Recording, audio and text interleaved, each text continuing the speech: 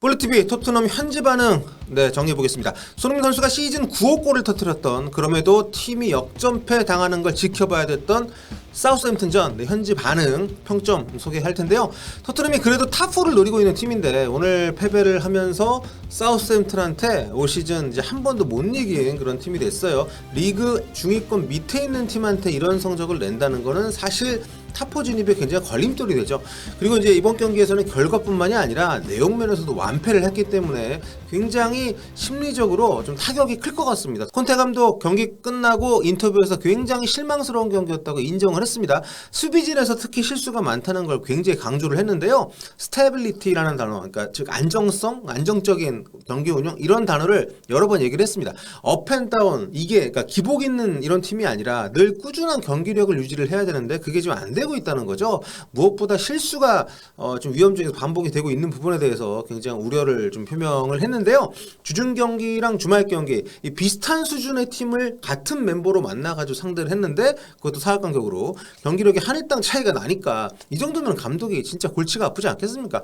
브라이튼, 사우스햄튼 크게 경기력 차이가 없는 팀인데 이 두 경기를 모두 토트넘이, 물론 하나는 FA컵이고 하나는 이제 리그 경기이긴 합니다만, 똑같은 라인업으로 나왔는데 경기력 차이가 많이 났기 때문에 이날은 수비에서도 문제가 많았습니다만 사우스햄튼이 경기 시작하자마자 굉장히 밀어붙였는데 상대 프레싱을 잘 견디지 못하면서 중원에서 대등한 싸움이 되지 못했어요. 여기서부터 흔들리니까 굉장히 점유율을 많이 내주면서 어려운 경기를 토트넘이 해야 됐습니다. 상대팀 이 사우스햄튼의 하스니틀 감독이 경기 후 인터뷰에서 2대2 동점골이 나왔던 장면을 굉장히 뿌듯해하는 걸 볼 수가 있었는데요. 왜냐하면 이 장면에서 사우스햄튼이 패스를 안 끊기고, 그러니까 패스를 23번 연속하면서 이게 뺑뺑뺑 돌다가 골이 됐거든.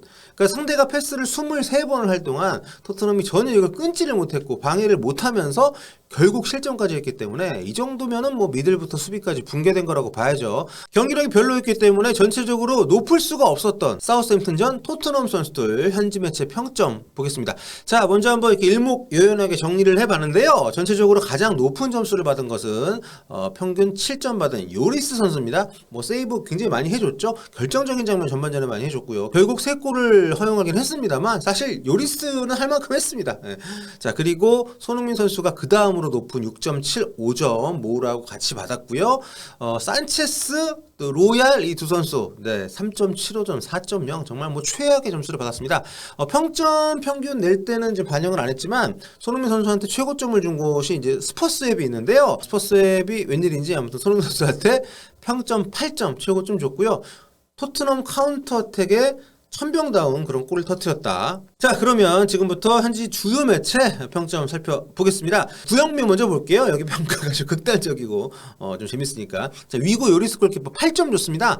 경기 초반 채 아담스의 가까운 거리에서의 슈팅을 엄청난 선방으로 막아냈다. 와, 근데 요리스는 진짜 정말 나이가 들수록 더 잘하는 것 같아요. 특히 올 시즌이 제가 토트넘 경기 본 이래로 가장 잘하는 시즌이 아닌가 싶을 정도로 요리스 선수 매 경기 아주 꾸준하게 실수도 별로 없고 좋은 모습 보여주고 있습니다. 전반전에만 톱 클래스 선방을 4차례나 보여줬다. 전반전에 슈팅을 15개나 허용을 했습니다. 사우스햄튼이.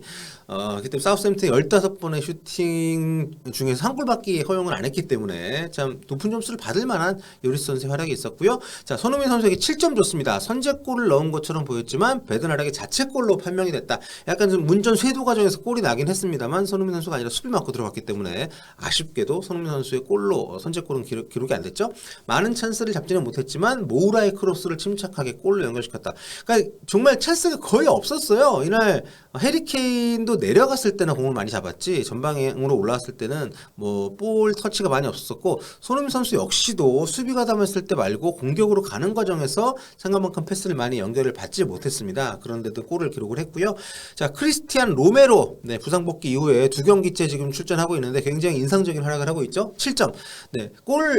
막판에 골도 넣었는데 이게 옵사이드로 이제 취소가 됐었고, 그리고 후방에서 이 친구가 볼을 뽑아내는 것도 굉장히 잘합니다만 그 다음이 중요하죠. 산체스나 뭐 데이비스 같은 경우는 일단 걷어내는데, 물론 걷어내는 것도 나쁜 것은 아닙니다. 일단 수비 입장에서는 위험 지역을 벗어나는 것이 굉장히 좋기 때문에. 근데 최근에 수비진들의 빌드업이 굉장히 강조가 되면서 수비수들이 볼을 탈취한 다음에 이걸 이제 패스로 많이 시도하는데, 이게 상당히 좀 위험 부담이 좀 있거든요. 연결이 안 될 경우에 다시 역습을 허용할 수 있기 때문에. 그래서 수비진들의 요즘은 이제 발기술, 뭐 킥력 굉장히 중요한데, 이 부분에서도 로메로가 좀 안정적인 모습을 좀 보여줬고요. 이날 특히 이제 산체스, 데이비스가 많이 부진했었기 때문에 고군분투를 했습니다. 자, 그리고 다빈손 산체스, 네.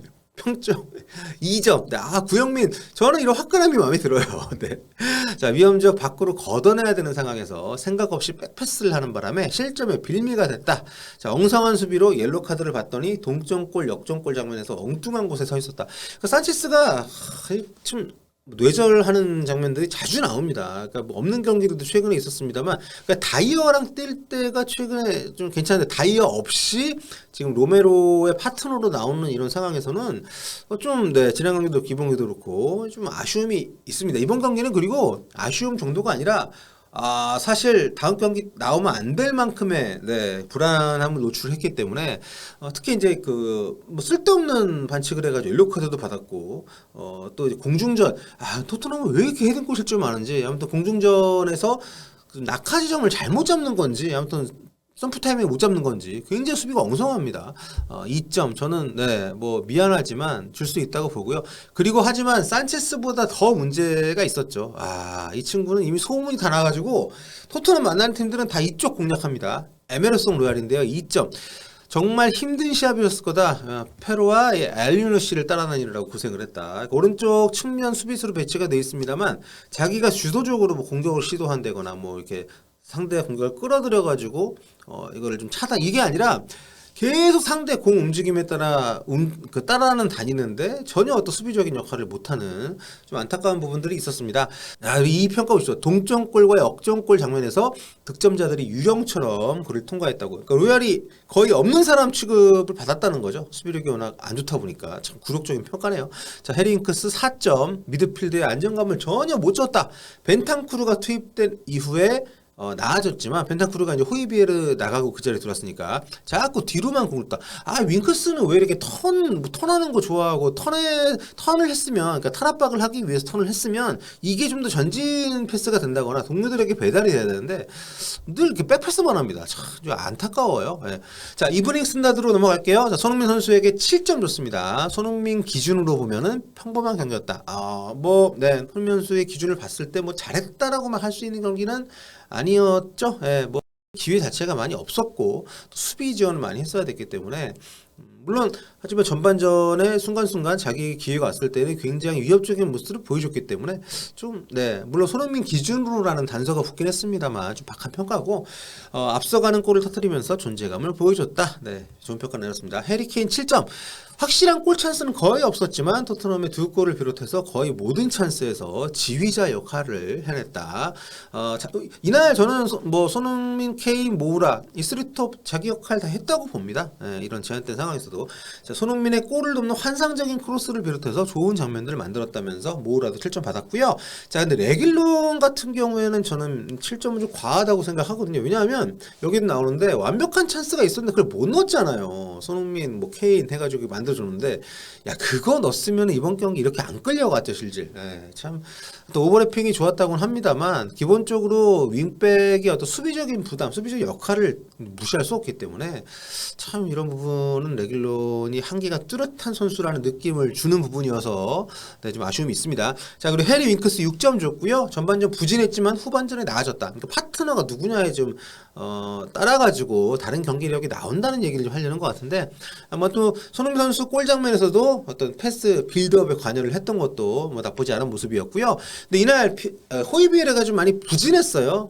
참 첫 골, 그러니까 토트넘 첫 골 장면에서 자책골을 유도하는 크로스는 괜찮았습니다만, 그 뒤로는 뭐 수비적으로 전혀 역할을 못 해줬고 공격적인 전환에서도 뭐 기여가 없었기 때문에 좀 교체되기에도 뭐 합당한 그런 경기였습니다. 자, 그리고 교체 멤버인 벤탄쿠르 평가 굉장히 좋습니다. 지난 주말에 이제 브라이튼과 FA컵 경기 때 짧게 뛰고 굉장히 호평을 받았는데 이번에도 들어오자마자 여기 수준 높은 터치를 가미함으로써 토트넘의 레벨을 끌어올렸다. 확실히 벤탄쿠르 들어오고 나서 공격 빈도가 많아졌던, 그리고 그 과정에서 좋은 패스를 또 몇 차례 시도를 했었던 벤탄쿠르 기대가 앞으로 되고요. 자, 풋볼 런던 볼게요. 마지막으로 손흥민 6점 줬습니다. 여기 제일 박하네요, 점수가. 야, 이거는 근데 골 넣는데, 네. 중앙에서 몇 차례 좋은 침투가 있었지만, 멋진 발리슛으로 앞서 나가는 골을 뽑아내기 전까지는 성과가 없었다. 꾸준히 본인의 어떤 역할을 찾아다니면서 좋은 시도를 많이 했었던 손흥민 선수고요. 거기에 합당한 결과로, 최종적으로 골까지 뽑아냈습니다. 자, 모우라는 이제, 7점을 줬는데, 모우라가 토트넘에 온 이후 최고의 경기는 아니지만, 필요할 때 제 몫을 잘해줬다. 충분히, 이번 경기는 모우라 선수가 자기의 강점을 10분 발휘한 그런 경기였다고 생각합니다. 자, 에메르송 로얄에게 4점 줬고요. 동점골 내준 장면에서 공을 걷어내는 게 아니라 그냥 지나가게 내버려뒀다. 토트넘 사우스햄튼은 줄고 토트넘 이 로얄이 있는 쪽으로 공략을 했다. 여기 나오죠. 예. 참, 경기를 보면 왜 그랬는지 알 수 있다. 네, 토트넘의 구멍으로 거의 뭐 오피셜이 뜬 거나 마찬가지입니다. 로얄.